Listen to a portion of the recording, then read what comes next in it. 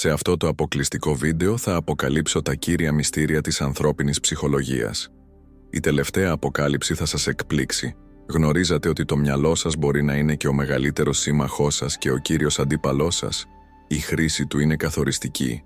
Οραματιστείτε την ικανότητα να διαβάζετε ανθρώπους σαν να διαβάζετε ένα βιβλίο. Ή ακόμα καλύτερα, τι θα λέγατε να κατευθύνετε τις σκέψεις σας για να πετύχετε τους στόχους σας? Αυτό δεν είναι ψευδαίσθηση, αλλά μάλλον εφαρμοσμένη ψυχολογική επιστήμη.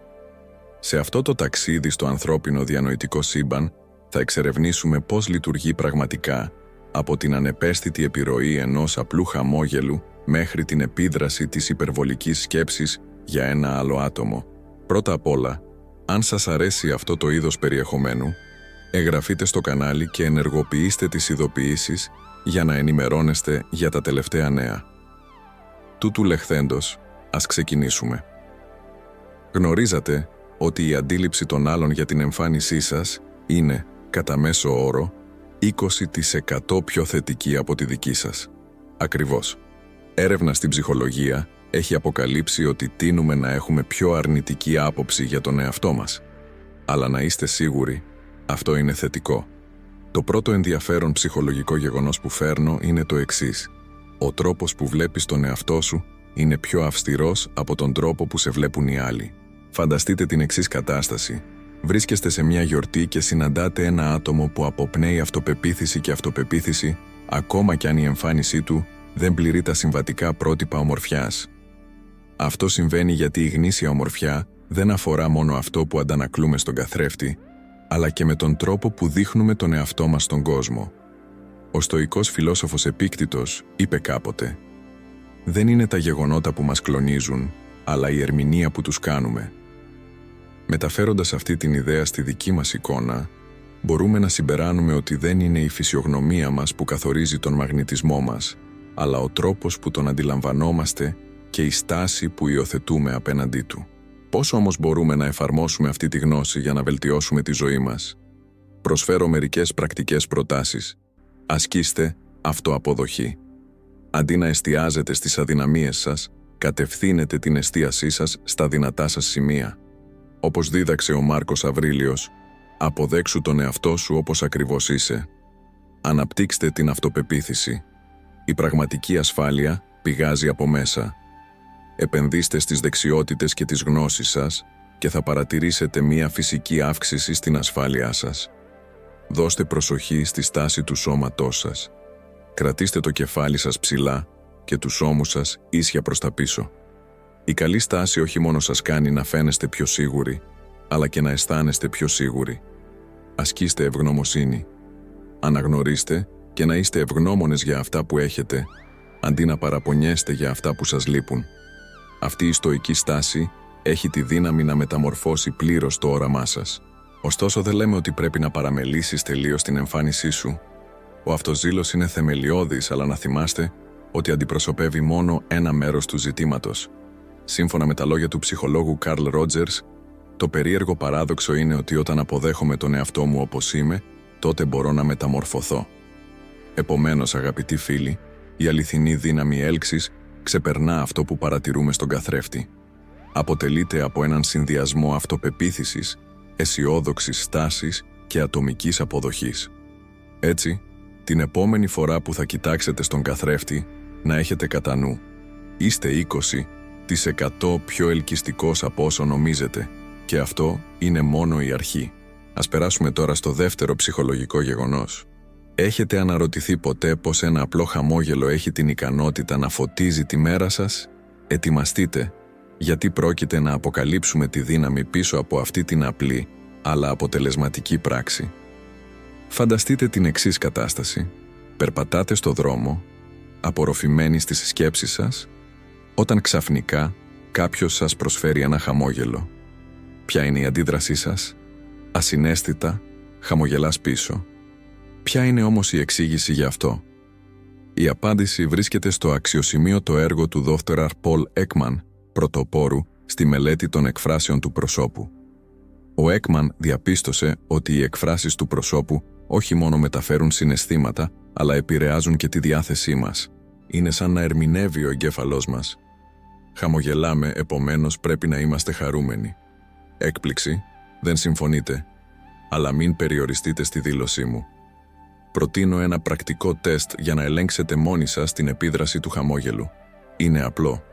Για τα επόμενα 5 λεπτά, χαμογελάστε. Ανεξάρτητα από τη συναισθηματική σας κατάσταση, απλά κρατήστε το χαμόγελο στο πρόσωπό σας. Έχετε παρατηρήσει αλλαγές στη διάθεσή σας? Πιθανότατα ναι, και αυτό δεν είναι ψευδαίσθηση, αλλά αποδεδειγμένη επιστήμη. Όταν χαμογελάμε, ο εγκέφαλός μας ενεργοποιεί την απελευθέρωση ενός συνόλου νευροδιαβιβαστών, όπως η ντοπαμίνη, οι ενδορφίνες και η σερωτονίνη. Αυτές οι φυσικές χημικές ουσίες μας δίνουν συναισθήματα χαράς και χαλάρωσης. Είναι συγκρίσιμο με ένα μικρό καταφύγιο ευεξίας για τον εγκέφαλό σας και όλα αυτά είναι χάρη στην κίνηση ορισμένων μειών του προσώπου. Όμως τα ωφέλη δεν σταματούν εδώ. Ένα χαμόγελο έχει επίσης μια μεταδοτική επίδραση. Όταν χαμογελάτε σε κάποιον, είναι πολύ πιθανό να σας ανταποδώσει το χαμόγελο. Είναι σαν να ξεκινάς έναν κύκλο θετικότητας. Φανταστείτε πώς θα ήταν ο κόσμος αν όλοι χαμογελούσαν πιο συχνά. Προσοχή, δεν προτείνουμε να περπατάτε με σταθερό χαμόγελο, σαν να είστε χαρακτήρας emoji. Η πρόθεση είναι να γνωρίζετε τη δύναμη που έχει αυτή η απλή πράξη και να τη χρησιμοποιήσετε προς όφελός σας. Θα συμμετάσχετε σε συνέντευξη για δουλειά. Χαμογέλα πριν μπεις. Νιώθεις λίγο πεσμένος. Προσπαθήστε να χαμογελάτε μπροστά στον καθρέφτη. Και εδώ βρίσκεται η καλύτερη πτυχή. Το χαμόγελο είναι εντελώς δωρεάν και προσβάσιμο ανά πάσα στιγμή, κάθε μέρα της εβδομάδας. Δεν χρειάζεστε ιατρική συνταγή ή συνδρομή επιπληρωμή. Αυτή είναι η ατομική σου υπερδύναμη, έτοιμη να χρησιμοποιηθεί ανά πάσα στιγμή. Έτσι, την επόμενη φορά που θα βρεθείτε αντιμέτωποι με μια προκλητική περίσταση ή απλά θέλετε να κάνετε τη μέρα σας πιο ευχάριστη, θυμηθείτε τη δύναμη που κρύβεται στο χαμόγελο. Όπως δίδαξε ο στοικός φιλόσοφος Επίκτητος, η ευτυχία βρίσκεται μέσα μας και μερικές φορές αυτή η ευτυχία μπορεί να ξεκινήσει με ένα απλό χαμόγελο. Προχωρώντας στην τρίτη ψυχολογική πτυχή, έχετε αναρωτηθεί ποτέ γιατί μας λείπει συχνά η μνήμη κάποιου περισσότερο από το ίδιο το άτομο? Λες και το μυαλό μας είναι παγιδευμένο σε μια συλλογή από τις καλύτερες στιγμές που έχουμε ζήσει ποτέ. Αυτό το ενδιαφέρον ψυχολογικό φαινόμενο είναι τόσο συχνό όσο και προβληματικό. Έχουμε την τάση να εξιδανικεύουμε χαρούμενες περιστάσεις και να αγνοούμε εύκολα τους λόγους που οδήγησαν στο τέλος μιας σχέσης. Φανταστείτε την ακόλουθη σκηνή. Ακούτε το αγαπημένο σας τραγούδι και ξαφνικά μεταφέρεστε σε ένα αξέχαστο καλοκαίρι ή στην πρώτη σας αγάπη. Ακούγεται οικείο. Αυτό είναι που οι μελετητές της ψυχολογίας αποκαλούν συναισθηματική αγκύρωση. Αυτή τη βαθιά σύνδεση μεταξύ ενός εξωτερικού ερεθίσματος όπως η μουσική και της συναισθηματικής σας κατάστασης στη συγκεκριμένη στιγμή. Ωστόσο, η μουσική δεν είναι το μόνο στοιχείο με αυτή την υποβλητική ικανότητα. Οι οσμές μπορούν επίσης να ξυπνήσουν καθαρές αναμνήσεις. Έχετε βιώσει ποτέ ένα άρωμα που σας μετέφερε πίσω στην παιδική σας ηλικία σε μια στιγμή? Ίσως το άρωμα των φρέσκων μπισκότων να σας οδηγήσει αμέσως στην κουζίνα της γιαγιάς σας. Αυτές οι συναισθηματικές συνδέσεις είναι τόσο έντονες που αναδεικνύουν τη βαθιά σύνδεση μεταξύ των συναισθημάτων μας και των αισθήσεών μας. Σε αυτό το σημείο πρέπει να αναρωτιέστε, ποια είναι η σχέση όλων αυτών με τον τρόπο που εκτιμούμε τις αναμνήσεις εις βάρος των ίδιων των ανθρώπων?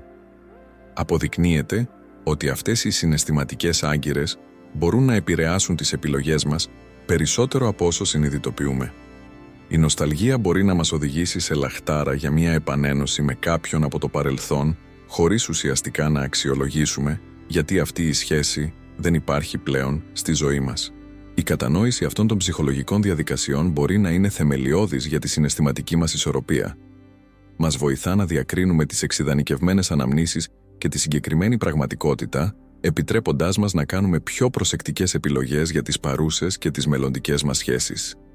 Ωστόσο, τονίζω ότι δεν προτείνουμε να απορρίψετε όλες τις θετικές σας αναμνήσεις. Αντίθετα, τέτοιες αναμνήσεις μπορούν να αντιπροσωπεύουν μια πολύτιμη πηγή μάθησης και ατομικής ανάπτυξης. Το μυστικό βρίσκεται στη διατήρηση ενός ισορροπημένου οράματος, εκτιμώντας τις καλές στιγμές του παρελθόντος χωρίς να φυλακιζόμαστε σε μια εξιδανικευμένη εκδοχή που δεν υπάρχει πια? Τι γίνεται με εκείνες τις μελωδίες ή τα αρώματα που σε μεταφέρουν στο παρελθόν? Μην τα αποφεύγετε, χρησιμοποιήστε τα ως εργαλείο για να αναλογιστείτε την προσωπική σας εξέλιξη. Αναρωτηθείτε, τι απορρόφησα από αυτή την εμπειρία, πώς συνέβαλε στην τρέχουσα εκπαίδευσή μου? Ουσιαστικά, οι αναμνήσεις μας μοιάζουν με ένα νοητικό άλμπουμ φωτογραφιών, γεμάτο στιγμές που έχουν αποτυπωθεί από την καλύτερη οπτική γωνία. Αξίζει να τα εκτιμήσετε, αλλά να θυμάστε ότι η πραγματική ζωή είναι πολύ πιο περιεκτική και πολύπλοκη από μία απλή στατική εικόνα στο χρόνο. Προχωρώντας στην τέταρτη ψυχολογική πτυχή, γνωρίζατε ότι κάτι τόσο κοινό όπως τα ρούχα σας μπορεί να επηρεάσει το μυαλό σας και την αντίληψη που έχουν οι άλλοι για εσάς? Ετοιμαστείτε καθώς εξερευνούμε τον κόσμο της ψυχολογίας που προκαλεί σκέψεις πίσω από τα ρούχα σας. Φανταστείτε την εξής κατάσταση: ξυπνάτε το πρωί, ανοίγετε την γκαρνταρόμπα σας και βρίσκεστε αντιμέτωποι με μια μεγάλη γκάμα χρωμάτων και στυλ. Γνωρίζατε ότι η επιλογή που κάνετε αυτή τη στιγμή μπορεί να καθορίσει όχι μόνο την παρουσίασή σας, αλλά και την κατάσταση του μυαλού σας κατά τη διάρκεια της ημέρας. Λες και τα ρούχα σου είναι κάποιο ελιξίριο για τη διάθεσή σου. Στις Ηνωμένες Πολιτείες υπάρχει συμβουλή «Ντυθείτε για επιτυχία», και αυτό δεν είναι απλώς μια δημοφιλής έκφραση, αλλά μια έννοια που υποστηρίζεται από την επιστήμη. Η επιστημονική έρευνα έχει δείξει ότι τα χρώματα και τα στυλ που επιλέγουμε μπορούν να έχουν άμεση επίδραση στη συναισθηματική μας ευεξία. Για παράδειγμα, τα άτομα που νιώθουν θλίψη ή χωρίς κίνητρο τείνουν να επιλέγουν σκοτεινούς τόνους, ενώ εκείνοι που είναι γεμάτοι ζωντάνια προτιμούν ζωηρά και εκφραστικά χρώματα. Αλλά περιμένετε, υπάρχουν ακόμα περισσότερα. Η επιλογή των ρούχων σας δεν επηρεάζει μόνο τη συναισθηματική σας κατάσταση, αλλά και το πώς σας αντιλαμβάνονται οι άλλοι. Λες και το ντύσιμό σου είναι μία μορφή μη λεκτικής επικοινωνίας που μεταφέρει τη διάθεσή σου στον έξω κόσμο. Αυτή τη στιγμή μπορεί να αναρωτιέστε, γιατί ντύνεστε πάντα στα λευκά? Δεν είναι απλώς από εκτίμηση που μοιάζεται με ένα φέρον περιστέρι σοφίας, αλλά μάλλον μια στρατηγική επιλογή για να εκπέμπει φως και αγνότητα. Αυτό το χρώμα όχι μόνο μου ανεβάζει τη διάθεση, αλλά έχει και θετικό αντίκτυπο στους γύρω μου. Θυμηθείτε, όταν ακτινοβολείτε φως, φωτίζετε τα πάντα γύρω σας. Ωστόσο, τονίζω ότι δεν προτείνουμε να απαλλαγείτε από όλα τα σκούρα ρούχα σας. Το κρίσιμο σημείο έγκυται στο να γνωρίζετε την επιρροή που ασκούν τα ρούχα σας και να το χρησιμοποιείτε προς όφελός σας. Έχετε σχετική συνέντευξη για δουλειά. Επιλέξτε χρώματα που σας κάνουν να νιώθετε ασφάλεια. Χρειάζεστε μία όθηση ενέργειας. Επιλέξτε ζωντανές αποχρώσεις. Πριν προχωρήσουμε στην πέμπτη ψυχολογική πτυχή, αν σας αρέσει αυτό το βίντεο, μην ξεχάσετε να κάνετε like και εγγραφή στο κανάλι, ενεργοποιώντας τις ειδοποιήσεις για να μην χάσετε το επόμενο περιεχόμενο. Και αν εκτιμάτε αυτό το είδος υλικού όσο κι εγώ, αφήστε ένα σχόλιο. Είμαι λάτρης της σοφίας. Ας συνεχίσουμε να μαθαίνουμε μαζί και να βελτιώνουμε τη ζωή μας. Ερχόμαστε στην πέμπτη ψυχολογική πτυχή. Έχετε βιώσει ποτέ την αίσθηση ότι κάποιος κυριαρχεί στις σκέψεις σας ασταμάτητα, σαν να είστε σκηνή και αυτό το άτομο να είναι ο πρωταγωνιστής? Δεν είσαι μόνος, φίλε. Αυτό το φαινόμενο είναι πιο συχνό από όσο μπορεί κανείς να φανταστεί και έχει βαθιές ρίζες στον ψυχισμό μας. Οραματιστείτε τον εγκέφαλό σας ως κινηματογράφο. Μερικές φορές, μια κινηματογραφική παραγωγή, ή σε αυτήν την περίπτωση, ένα άτομο, παραμένει στην οθόνη για μεγαλύτερο χρονικό διάστημα από το αναμενόμενο. Ποιο είναι όμως το αληθινό νόημα όταν κάποιος δεν φεύγει από την οθόνη του μυαλού σου? Σύμφωνα με τον διάσημο ψυχολόγο Καρλ Jung, αυτό θα μπορούσε να είναι ένα σημάδι ότι αυτό το άτομο προσωποποιεί κάτι σημαντικό στο ασυνείδητό του. Δεν πρόκειται απαραίτητα για αιμονή, ίσως λίγο, αλλά το ασυνείδητό σας προσπαθεί να μεταφέρει ένα μήνυμα. Ίσως αυτό το άτομο έχει χαρακτηριστικά που κρυφά θαυμάζετε ή ίσως αντιπροσωπεύουν κάτι που σας λείπει στη ζωή σας. Ωστόσο, είναι σημαντικό να τονιστεί ότι αυτές οι επίμονες σκέψεις δεν είναι πάντα θετικές. Ο Δούστκερ Άρον Μπεκ, πρόδρομος της γνωσιακής θεραπείας, προειδοποιεί ότι σε ορισμένες περιπτώσεις τέτοιες σκέψεις μπορεί να είναι σημάδια άγχους ή ακόμη και ιδεοψυχαναγκαστικής διαταραχής. Είναι παρόμοιο με όταν δεν μπορείς να σταματήσεις να επαναλαμβάνεις νοερά μία επαναλαμβανόμενη μελωδία, αλλά στην προσωπική εκδοχή. Τώρα, Αν σκέφτεστε «Χρειάζομαι βοήθεια, δεν μπορώ να ξεχάσω αυτό το άτομο», μείνετε ήρεμοι και αναπνεύστε βαθιά. Η επιστήμη προσφέρει μερικές εξηγήσεις. Έρευνα από το Πανεπιστήμιο του Χάρβαρντ δείχνει ότι όταν κάποιος παραμένει συνεχώς στις σκέψεις μας, μπορεί να είναι ένδειξη ότι ο εγκέφαλός μας επεξεργάζεται σχετικές πληροφορίες για αυτό το άτομο ή την αλληλεπίδρασή μας μαζί του. Λες και το μυαλό μας δουλεύει έντονα για να λύσει έναν συναισθηματικό γρίφο. Εδώ όμως βρίσκεται μια ακόμη πιο ενδιαφέρουσα πτυχή. Σύμφωνα με την Dora Helen Fixer, ανθρωπολόγο και ειδικό στις ρομαντικές σχέσεις, εάν αυτό το άτομο που δεν μπορείτε να κρατήσετε μακριά από τις σκέψεις σας είναι κάποιος που σας ελκύει, μπορεί να βιώνετε τις επιπτώσεις της ντοπαμίνης, του νευροδιαβιβαστή που σχετίζεται με την ευχαρίστηση και την ανταμοιβή. Με άλλα λόγια, ο εγκέφαλός σας μπορεί να εξαρτάται τόσο από αυτό το άτομο, όσο και από τη σοκολάτα, κάτι που είναι μια ισχυρή ένδειξη. Ωστόσο, δεν περιορίζονται όλα στη βιοχημία του εγκεφάλου. Ο διάσημος ψυχολόγος Μιχάλη Τσικσέντ-Μιχάλη μας υπενθυμίζει ότι, σε ορισμένες περιπτώσεις, το να σκέφτεσαι συνεχώς κάποιον μπορεί να δημιουργήσει μια μορφή κατάστασης ροής, ειδικά αν αυτό το άτομο σε εμπνέει ή σε οθεί να γίνεις μια καλύτερη εκδοχή του εαυτού σου. Λοιπόν, ποια στάση πρέπει να τηρηθεί απέναντι σε όλες αυτές τις πληροφορίες? Λοιπόν, την επόμενη φορά που θα βρεθείτε να σκέφτεστε ασταμάτητα κάποιον, αντί να νιώθετε απογοήτευση, σκεφτείτε ότι το μυαλό σας μπορεί να προσπαθεί να μεταφέρει ένα σχετικό μήνυμα. Ίσως είναι μια κατάλληλη στιγμή για να αναλογιστείτε τα συναισθήματά σας, τους στόχους σας ή ακόμα και τα χαρακτηριστικά του εαυτού σας που θέλετε να βελτιώσετε. Προχωρώντας στην έκτη ψυχολογική πτυχή, φανταστείτε ότι είστε σε μια συνέλευση και παρατηρήστε δύο άτομα. Ο ένας δείχνει σθένος και αποφασιστικότητα, ενώ ο άλλος παρουσιάζεται με διακριτικό και συγκρατημένο τρόπο. Σε ποιο θα δίνατε την περισσότερη προσοχή? Αν η επιλογή σας έπεσε στην πρώτη, ίσως κάνετε λάθος. Ακριβώς, αντίθετα με ό,τι υποθέτουν πολλοί άνθρωποι, ένα άτομο με πιο ήρεμο ταμπεραμέντο μπορεί, κατά καιρούς, να αποδειχθεί πιο απρόβλεπτο από κάποιον με ισχυρή προσωπικότητα. Πώς εξηγείται αυτό? Η απάντηση βρίσκεται στην προβλεψιμότητα και την κυριαρχία. Γενικά, ένα άτομο με ισχυρή προσωπικότητα έχει συνήθως καθορισμένους στόχους και στέρεες αποφάσεις. Αυτό το χαρακτηριστικό τα κάνει πιο προβλέψιμα και κατά κάποιο τρόπο πιο αξιόπιστα. Γνωρίζουν τους στόχους τους και τους επιδιώκουν άμεσα. Από την άλλη πλευρά, ένα πιο συγκρατημένο άτομο μπορεί να φαίνεται σαν μια άγνωστη ποσότητα και όχι πάντα με θετικά αποτελέσματα. Το απρόβλεπτο μπορεί να κάνει δύσκολη την αλληλεπίδραση μαζί τους.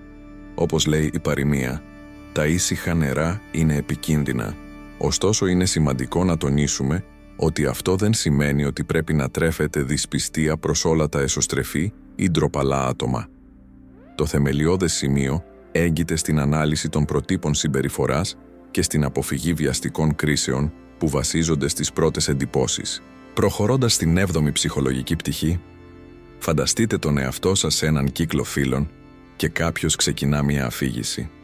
Παρατηρήστε πως ορισμένα άτομα είναι άμεσο και αντικειμενικό, ενώ άλλα εκφράζονται με τόσες πολλές παρεκκλήσεις που αισθάνεστε χαμένοι στην πλοκή. Μια τέτοια συμπεριφορά δεν εμφανίζεται τυχαία. Ο τρόπος που χρησιμοποιούμε τις λέξεις αποκαλύπτει πολλά για την προσωπικότητά μας και, είτε το πιστεύετε είτε όχι, την αξιοπιστία μας. Τα πιο συνοπτικά άτομα τείνουν να θεωρούνται πιο αξιόπιστα. Ποιος είναι ο λόγος? Επειδή εκτιμούν τη δύναμη των λέξεων και κατανοούν τη σημασία της εμπιστευτικότητας. Μοιάζουν με χρηματοκιβώτια, αποθηκεύοντας προσεκτικά τις πληροφορίες που τους έχουν ανατεθεί. Από την άλλη πλευρά, όσοι επικοινωνούν υπερβολικά, μοιράζονται κάθε λεπτομέρεια και την εμπιστοσύνη των άλλων, μπορούν συχνά να διακυβεύσουν την εμπιστοσύνη που τους δίνεται χωρίς καν να το καταλάβουν. Ωστόσο, περιμένετε, υπάρχει ένα ακόμη σημείο που πρέπει να εξεταστεί. Γνωρίζατε ότι οι λεκτικές σας εκφράσεις μπορούν επίσης να επηρεαστούν από τις ορμόνες σας? Ναι, καλά κατάλαβες.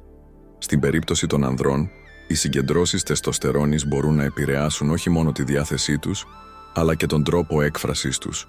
Η τεστοστερόνη, αυτή η ορμόνη που συνδέουμε με τη φυσική ισχύ, παίζει θεμελιώδη ρόλο στη συναισθηματική μας ισορροπία. Πρόσφατη έρευνα έχει δείξει ότι όταν τα επίπεδα τεστοστερόνης μειώνονται, αυξάνεται ο κίνδυνος αποθάρρυνσης. Ωστόσο, μην ανησυχείτε, υπάρχουν φυσικοί τρόποι για να αντιστρέψετε αυτήν την κατάσταση. Η λύση μπορεί να σας εκπλήξει, αλλά βρίσκεται στις σωματικές δραστηριότητες. Δεν αναφερόμαστε στη συμμετοχή σε μαραθώνιους, αλλά σε ασκήσεις αντίστασης, άρση βαρών, εκτέλεση πιουπ και σκουάτς. Αυτή η πρακτική όχι μόνο δυναμώνει τους μύες, αλλά διεγείρει επίσης την παραγωγή τεστοστερόνης και αυξητικής ορμόνης. Είναι σαν να πετυχαίνεις δύο στόχους ταυτόχρονα. Βελτιώνεις τη φυσική σου κατάσταση και τη συναισθηματική σου ευεξία. Και εδώ είναι η πιο συμφέρουσα πτυχή. Δεν χρειάζεστε ένα εξελιγμένο εκπαιδευτικό κέντρο για να ξεκινήσετε. Είναι δυνατό να εκτελέσετε αυτές τις ασκήσεις στο σπίτι σας, χρησιμοποιώντας μόνο το σωματικό σας βάρος. Εκτός από την ενδυνάμωση των μυών σας, θα προωθήσετε την απελευθέρωση ενδορφινών, των γνωστών ορμονών της ευεξίας. Είναι ένας ενάρετος κύκλος. Ασκείσαι, βιώνεις βελτίωση της ψυχικής σου κατάστασης και αυτό εκδηλώνεται στον τρόπο που επικοινωνείς με άλλους ανθρώπους. Ωστόσο, είναι σημαντικό να τονιστεί ότι τόσο οι άνδρες όσο και οι γυναίκες μπορούν να απολαμβάνουν τα ωφέλη αυτών των σωματικών δραστηριοτήτων. Δεν πρόκειται μόνο για την αύξηση των επιπέδων τεστοστερόνης, αλλά για τη βελτίωση της συνολικής ευεξίας.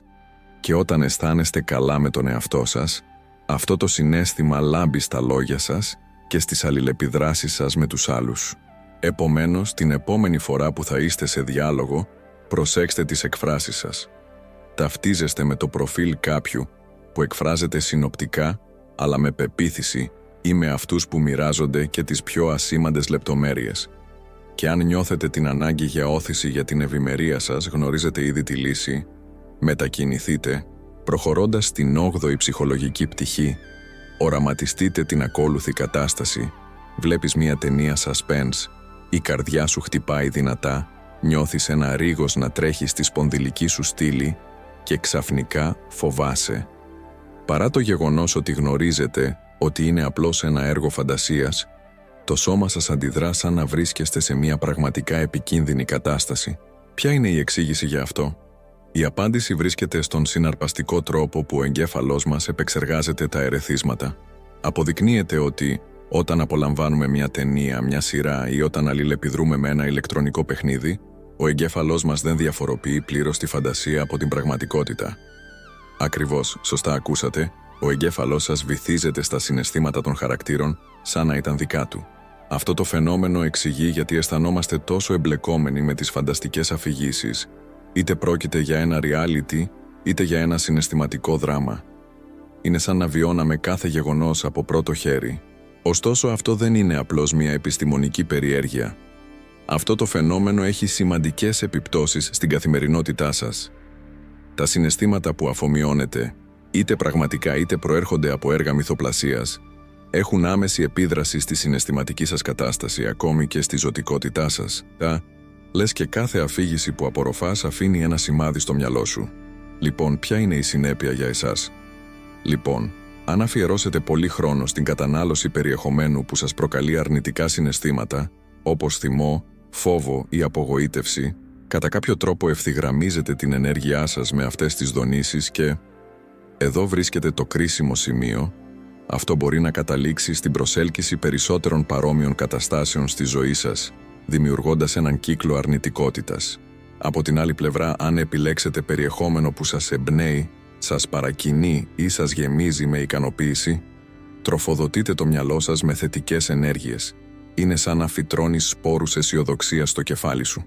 Ωστόσο, δεν λέμε ότι πρέπει να αποφύγετε εντελώς κάθε είδους περιεχόμενο που δεν μεταφέρει αποκλειστικά γαλήνη και αγάπη. Το κρίσιμο σημείο βρίσκεται στην άσκηση διάκρισης και επιλεκτικότητας. Αναρωτηθείτε, πώς νιώθω μετά την παρακολούθηση αυτού του προγράμματος ή της ταινίας? Με αναζωογονεί ή με εξαντλεί συναισθηματικά? Για να καλλιεργήσετε μία συναισθηματικά ελαφρύτερη και πιο θετική ζωή, είναι απαραίτητο να βρείτε μία ισορροπία. Περιορίστε την έκθεσή σας σε περιεχόμενο που σας αποθαρρύνει και στρέψτε την εστίασή σας σε εμπειρίες που σας ανεβάζουν και σας κάνουν να νιώθετε καλά. Θυμηθείτε, η ποιότητα των συναισθημάτων σας έχει άμεση επίδραση στην ποιότητα της ζωής σας. Έτσι, την επόμενη φορά που θα εγκατασταθείτε μπροστά στην τηλεόραση ή θα περιηγηθείτε στον παγκόσμιο ιστό, θεωρήστε ότι είναι μια ευκαιρία να καλλιεργήσετε τη διάνοιά σας. Επιλέξτε προσεκτικά τι καταναλώνετε και φροντίστε να φροντίζετε τη συναισθηματική σας ισορροπία. Τελικά, αν ο εγκέφαλός σας αφομοιώνει τα πάντα σαν να είναι αληθινά, δεν του αξίζει η καλύτερη δυνατή αντιμετώπιση, προχωρώντας στην ένατη ψυχολογική πτυχή. Έχετε παρατηρήσει ποτέ πόσο σκύλος σας φαίνεται να κατανοεί τα συναισθήματά σας πιο βαθιά από μερικούς ανθρώπους? Αυτό δεν είναι απλή σύμπτωση. Ο δεσμός μεταξύ ενός ατόμου και του κατοικίδιου ζώου του μπορεί να είναι τόσο ισχυρός όσο αυτός μεταξύ γονέων και παιδιών. Έκπληξη, έτσι δεν είναι? Η επιστήμη προσφέρει μια εξήγηση. Πρόσφατες έρευνες έχουν δείξει ότι όταν βιώνουμε την απώλεια ενός κατοικιδίου ζώου, το πένθος που προκύπτει μπορεί να είναι εξίσου έντονο ή ακόμη μεγαλύτερο από αυτό που βιώνεται όταν χάνουμε ένα μέλος της οικογένειας. Ποιος είναι όμως ο λόγος για αυτό? Η απάντηση βρίσκεται για άλλη μια φορά στον εγκέφαλό μας. Κατά τη διάρκεια των αλληλεπιδράσεων με τα κατοικίδια ζώα μας, το σώμα μας απελευθερώνει οκιτοκίνη, την ίδια ορμόνη που ενεργοποιείται όταν αγκαλιάζουμε κάποιον που αγαπάμε. Αυτός ο χημικός δεσμός είναι τόσο ισχυρός που ξεπερνά τα όρια της γλώσσας και των ειδών. Μετά από αυτήν την εισαγωγή, θα αποκαλύψουμε τη 10η ψυχολογική πτυχή. Έχετε βιώσει ποτέ την αίσθηση ότι οι σκέψεις σας έχουν την ικανότητα να διαμορφώνουν την πραγματικότητά σας? Ετοιμαστείτε καθώς εξερευνούμε τη συναρπαστική ιδέα του νόμου της έλξης και την επιρροή των σκέψεών σας. Φανταστείτε ότι το μυαλό σας λειτουργεί σαν ένας ισχυρός μαγνήτης. Κάθε σκέψη που εκπέμπεται λειτουργεί ως ένα σήμα που μεταδίδεται στον κόσμο, προσελκύοντας παρόμοιες περιστάσεις και εμπειρίες. Φαίνεται εξαιρετικό, έτσι δεν είναι? Ωστόσο, δεν πρόκειται για μαγεία, αλλά για τη δυναμική του μυαλού μας. Σκεφτείτε την τελευταία φορά που είχατε μια πραγματικά δύσκολη μέρα. Παρατηρήστε πως ένα δυσμενές γεγονός φαινόταν να πυροδοτεί ένα άλλο και ένα άλλο, μέχρι που όλα μετατράπηκαν σε χάος. Αυτός είναι ο νόμος της έλξης στην εργασία. Τα καλά νέα είναι ότι λειτουργεί και αντίστροφα. Ωστόσο, είναι σημαντικό να τονίσουμε ότι δεν περιορίζεται μόνο στην καλλιέργεια θετικών σκέψεων και στην αναμονή να συμβεί ένα θαύμα. Έχει να κάνει με την ανακατεύθυνση της εστίασής σας και την επίγνωση του τι αφήνετε να απασχολεί το μυαλό σας. Ο εγκέφαλός σας δεν διαφοροποιεί με ακρίβεια τη φαντασία από την πραγματικότητα, επομένως είναι σημαντικό να ασκείτε επιλεκτικότητα σχετικά με τις πληροφορίες που απορροφάτε. Θεωρήστε το τροφή για το μυαλό. Ακριβώς όπως φροντίζετε τη διατροφή σας για να διατηρήσετε ένα υγιές σώμα, πρέπει να τρέφετε τις σκέψεις σας για να καλλιεργήσετε ένα υγιές μυαλό. Αυτό περιλαμβάνει τις ταινίες που παρακολουθείτε, τα βιβλία που διαβάζετε, τους διαλόγους που έχετε, ακόμη και τις πλατφόρμες μέσων κοινωνικής δικτύωσης που συχνάζετε. Μια πρακτική πρόκληση. Για μια εβδομάδα, στρέψτε την προσοχή σας στις σκέψεις σας και στο περιεχόμενο που απορροφάτε. Σας κάνουν να νιώθετε καλά, σας δίνουν κίνητρο και έμπνευση ή σας αφήνουν να νιώθετε απογοητευμένοι. Καταγράψτε όλες τις παρατηρήσεις σας σε ένα ημερολόγιο και αναλύστε πώς επηρεάζει τη διάθεση και τις εμπειρίες σας. Επιτρέψτε μου να μοιραστώ μια προσωπική εμπειρία. Πριν από λίγο καιρό, αποφάσισα να βελτιώσω το περιεχόμενο που παρήγαγα. Άρχισα να επικεντρώνω τις προσπάθειές μου στο πώς θα μπορούσα να κάνω καλύτερη δουλειά, να εξιδανικεύσω το τελικό αποτέλεσμα και άρχισαν να αναδύονται ιδέες. Τεκμηρίωσα τα πάντα σε έναν πίνακα και κάθε μέρα καθώς τον έβλεπα, ένιωθα ακόμα πιο συγκινημένος. Συνέπεια. Η δουλειά μου όχι μόνο εξελίχθηκε, αλλά άρχισα να προσελκύω νέες δυνατότητες. Είναι σαν το σύμπαν να ανταποκρίνεται στην εστίαση και τη δέσμευσή μου. Ωστόσο, να θυμάστε ότι το πολύ άγχος μπορεί να είναι επιβλαβές για την ψυχική σας υγεία, εμποδίζοντας τη δημιουργικότητα και τη διαυγιά σας. Είναι απαραίτητο να συμπεριλάβετε στιγμές γαλήνης και ηρεμίας στη ρουτίνα σας. Ενσωματώστε δραστηριότητες όπως διαλογισμό, βύθιση στη φύση ή απλώς περιόδους ανάπαυσης. Αυτά τα διαλύματα λειτουργούν ως επαναφορά για το μυαλό σας, βοηθώντας σας να παραμείνετε συγκεντρωμένοι και θετικοί.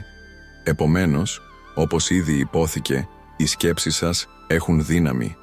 Χρησιμοποιήστε τα με σύνεση. Κατευθύνετε τη συγκέντρωσή σας σε αυτό που θέλετε να πετύχετε, οραματιστείτε το, αναλάβετε ενέργειες και εμπιστευτείτε την τροχιά. Ωστόσο, Μην παραμελείτε την ανάγκη να παρέχετε στο μυαλό σας επαρκή ανάπαυση. Ετοιμαστείτε για την 11η ψυχολογική πτυχή. Γνωρίζετε ότι ορισμένες φοβίες μπορούν να μεταδοθούν κληρονομικά μέσω του DNA. Ναι, αυτοί οι φαινομενικά παράλογοι φόβοι μπορεί στην πραγματικότητα να αποτελούν μια δυσάρεστη κληρονομιά από τους προγόνους σας. Μελέτες στον τομέα του βιονευροσυναισθήματος καταδεικνύουν ότι μπορούμε, στην πραγματικότητα, να ζήσουμε μια ζωή με μεγαλύτερη ελαφρότητα. Τι μπορούμε να εξαγάγουμε από όλη αυτή τη γνώση? Ότι είμαστε πολύπλοκα όντα, ικανά να δημιουργήσουμε βαθείς δεσμούς με άλλα είδη, να ενσωματώσουμε την τεχνολογία στην αντίληψή μας για τον κόσμο και να κουβαλάμε ακόμη και τους φόβους των προηγούμενων γενεών. Ωστόσο, είμαστε επίσης ανθεκτικοί, προοικισμένοι με την ικανότητα να κατανοούμε αυτές τις συνδέσεις και να τις χρησιμοποιούμε για την προσωπική μας ανάπτυξη. Παρουσιάζοντας τη 12η ψυχολογική πτυχή, τι θα γινόταν αν σας πρόσφερα μία θαυματουργή κάψουλα και ισχυριζόμουν ότι εξαλείφει όλες τις ταλαιπωρίες σας? Παραδόξως, αποδεικνύεται αποτελεσματικό. Αλλά εδώ είναι η ανατροπή. Ήταν απλώς ένα δισκείο μέντας. Τι συνέβη? Καλώς ήρθατε στο εξαιρετικό σύμπαν του φαινομένου εικονικού φαρμάκου. Αυτή η επίδραση είναι τόσο ισχυρή που έχει κεντρήσει το ενδιαφέρον γιατρούς και επιστήμονες εδώ και χρόνια. Λες και ο εγκέφαλός μας είναι ικανός να προάγει την αυτοθεραπεία μέσω της δύναμης της πεποίθησης. Και όχι, δεν αναφερόμαστε σε αυταπάτη, αλλά σε κάτι πολύ βαθύτερο και συναρπαστικό.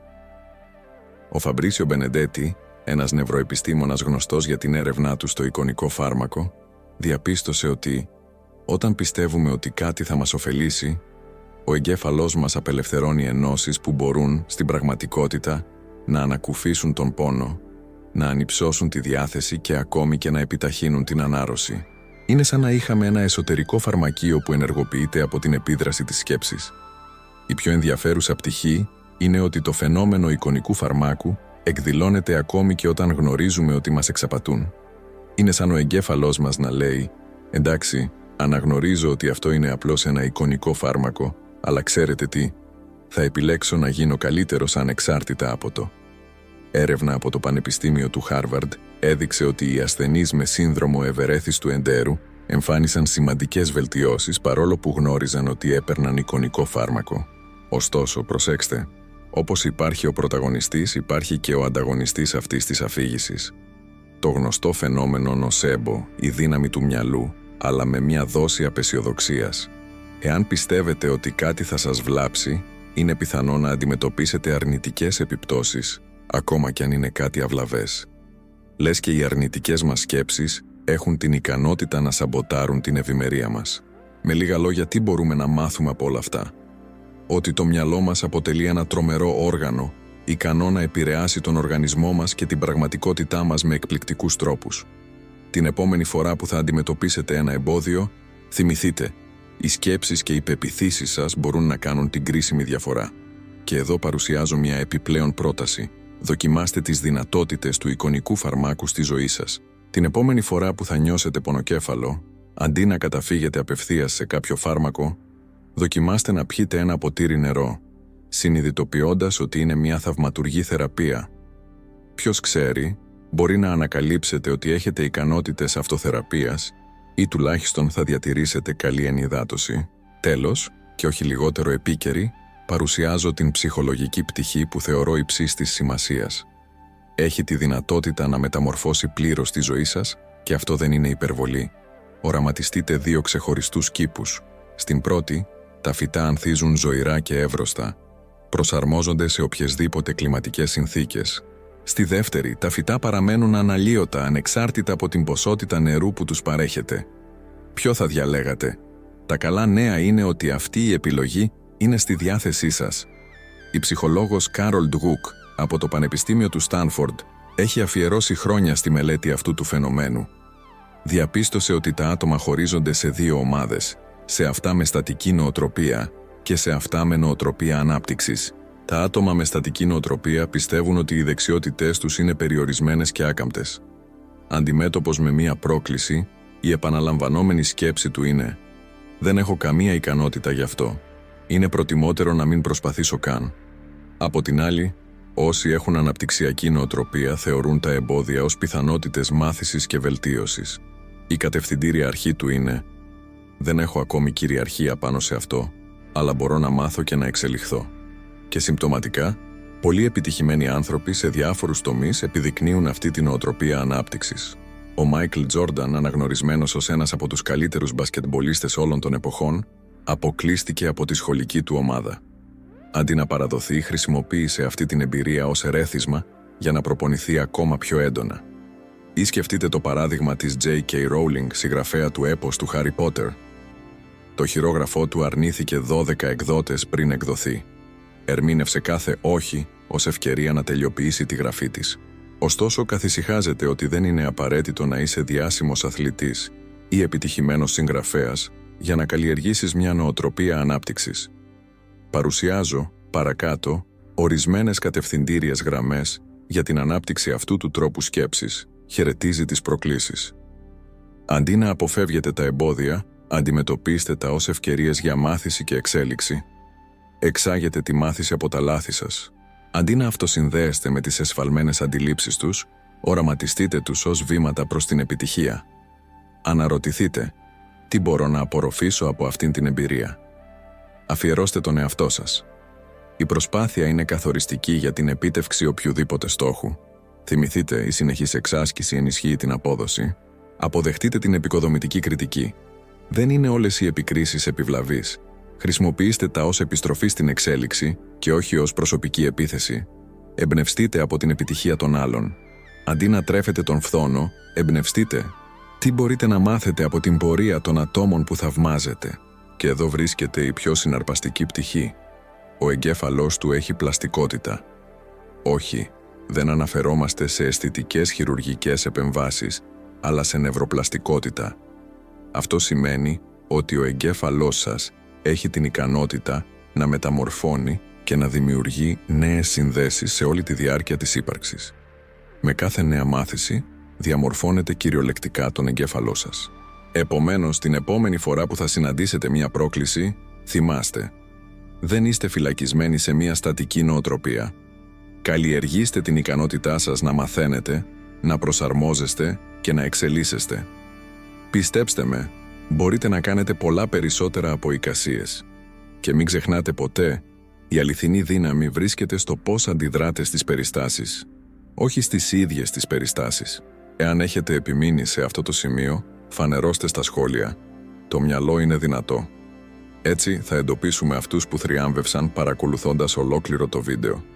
Μην ξεχάσετε να κάνετε like, να εγγραφείτε στο κανάλι και να ενεργοποιήσετε τις ειδοποιήσεις για να λαμβάνετε περισσότερο περιεχόμενο παρόμοιο με αυτό.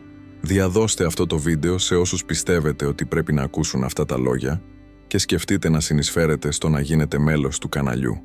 Ο σύνδεσμος βρίσκεται στην περιγραφή. Και για να προχωρήσετε με την εκμάθηση για το ανθρώπινο μυαλό, σας προτείνω να παρακολουθήσετε ένα από αυτά τα 2 βίντεο που έχω επιλέξει ειδικά για εσάς. Μια μεγάλη αγκαλιά και μέχρι την επόμενη φορά.